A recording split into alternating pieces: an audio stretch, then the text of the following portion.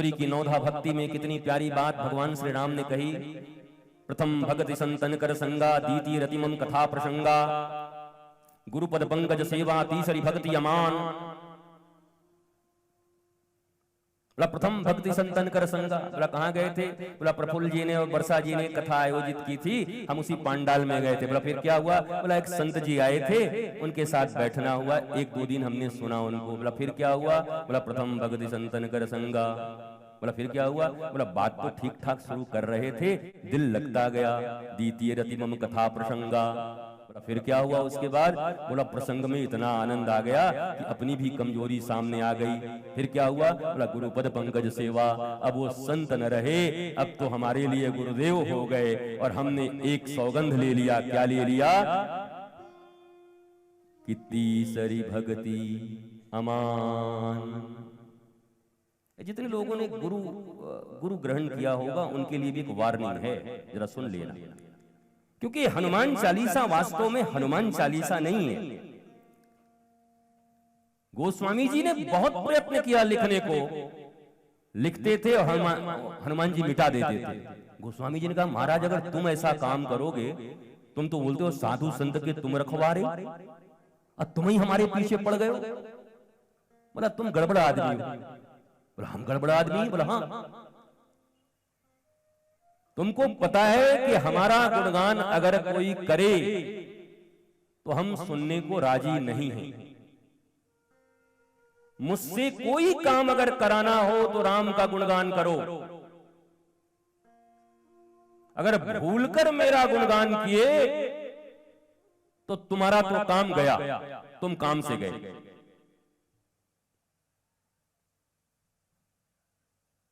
वरना आप देखो, जय हनुमान ज्ञान गुण सागर, जय कपीस तिहुँ लोक उजागर। पर उसके पहले ही जो दो आपके दोहे हैं उसमें क्या है? श्री गुरु चरण सरोज रज, निज मन मुकुर सुधार। बरनउँ रघुबर विमल जसु, जो दायक फल चार। नाम हनुमान चालीसा और कह रहे हैं रघुबर विमल जस। विमल यश किसका गाया जा रहा है? रघुबर का। तो ये रघुबर चालीसा है कि हनुमान चालीसा है?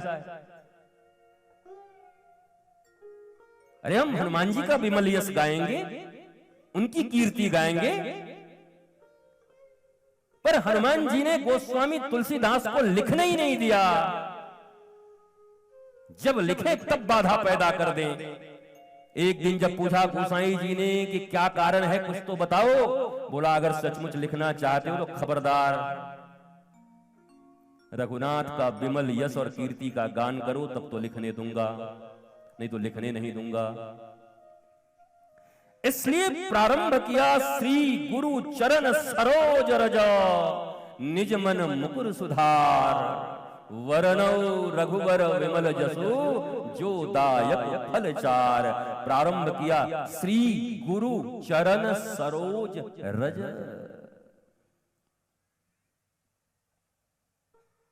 और ये प्रारंभ में ही नहीं है,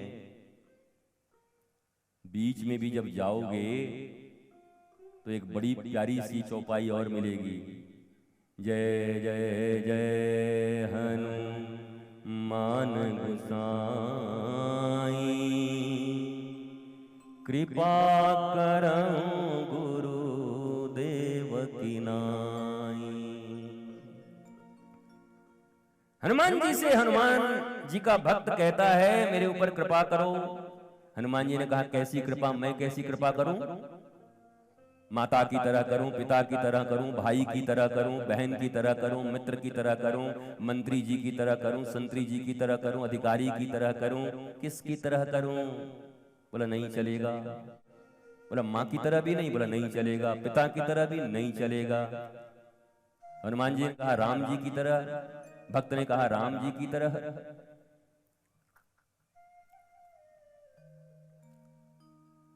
अब हनुमान चालीसा का मर्म समझ लो। बोला नहीं, अगर तुम्हें अपना मंगल चाहिए तो हनुमान जी का भी आराधना। जय जय जय हनुमान गोसाई, कृपा करहु गुरुदेव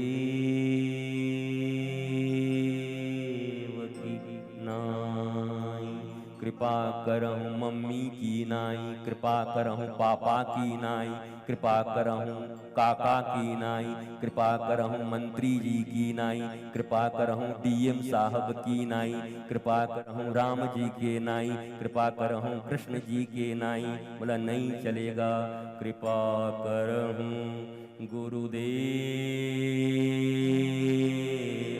की नाई।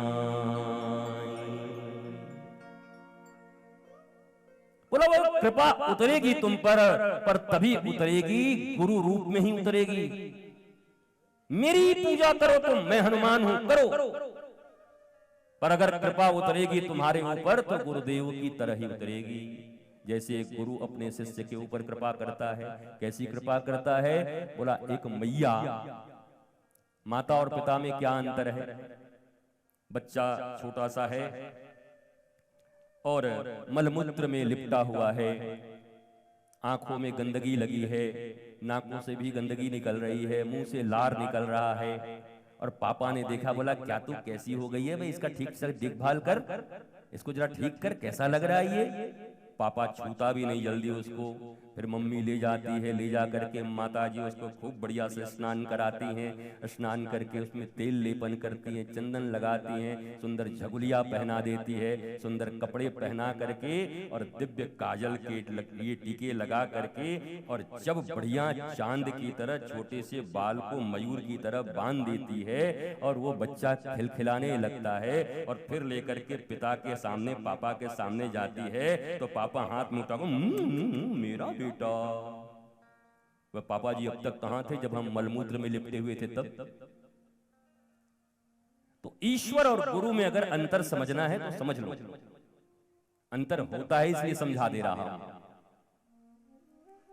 ईश्वर ने ठीक कहा श्री कृष्ण ने कि कर्म जैसे करोगे वैसा फल देना मेरा काम है।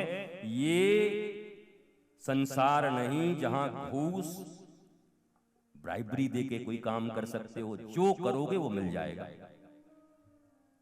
मेरी मां, मेरे भारत के पिताओं, तुम भी जब अपने बच्चे पैदा करते हो, परिवार बनाते हो, तो तुम भी सृष्टि करता हो। बस तुम एक ही जगह चूक जाते हो, मोह में फंस जाते हो। जिस मोह में धृतराष्ट्र फंसा था, और मोह सदा संहार करता है। मोह कभी किसी का आज तक उद्धार नहीं किया है। अनादिकाल से सृष्टि जब से बनी है, जब जब किसी के भीतर मोह आया है, वो मोह संहार का कारण बना है, उद्धार का कारण तो नहीं बना है। और अगर तुम जानते हो और अपने आप को कहते हो कि मैं पढ़ा लिखा हूं, आईए बीए सीए, तो फिर तुम्हें यह बात क्यों समझ में नहीं आती? क्योंकि मैकोले की शिक्षा पढ़े हुए हो, संस्कृत की शिक्षा तो जानते नहीं। मैकोले के अक्षरों से बड़े हुए लोग हो। अंग्रेजों के गुलामियत में इतनी गुलामी तुम्हारे भीतर में भर गई है, मानसिकता गुलामी की हो गई है, पढ़ाई भी वही कॉन्वेंट के हुए हैं। कभी भारतीय संस्कृति, सनातन संस्कृति, गुरुकुलम से पढ़ करके तो तुम निकले नहीं हो, इसलिए तुम्हारे भीतर वो चीजें नहीं है, मोह तुम्हें खा जाती है।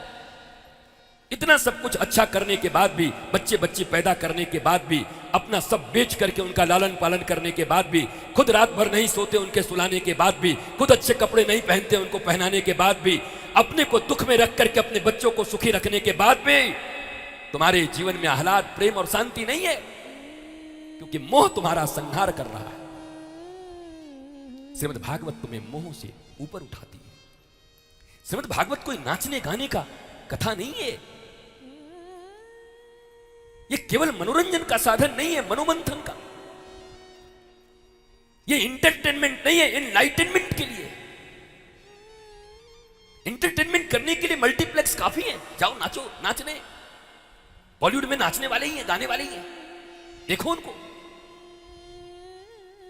इस आसन से भी बैठ करके अगर तुम वही अपेक्षा करते हो, भारत के सबसे उत्कृष्ट जागृत पीठ से अगर तुम वही अपेक्षा करते हो कि आधे घंटे 2 घंटे तुम्हें नचाए, दहिया पी गए, सरर करर यही करते रहे,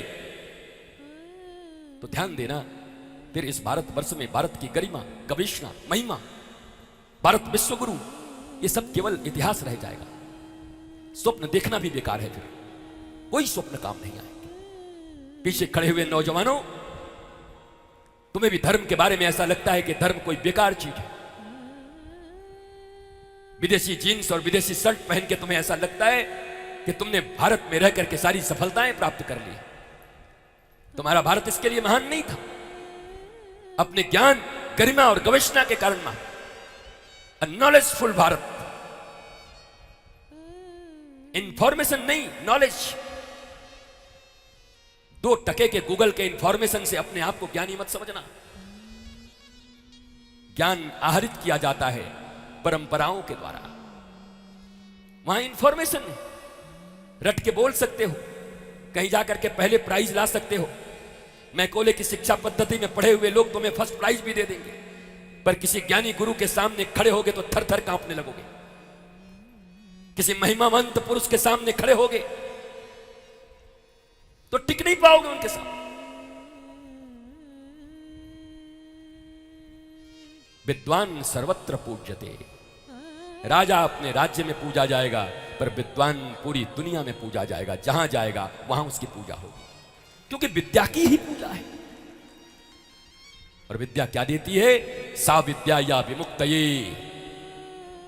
विद्या उद्घोषणा करती है, विद्या वही है जो तुम्हें जीवन के बंधनों से मुक्त करती है, आजाद करती है, स्वतंत्रता देती है, आह्लाद देती है, मस्ती देती है। सा विद्या या विमुक्तये, यह उद्घोषणा है शास्त्र का।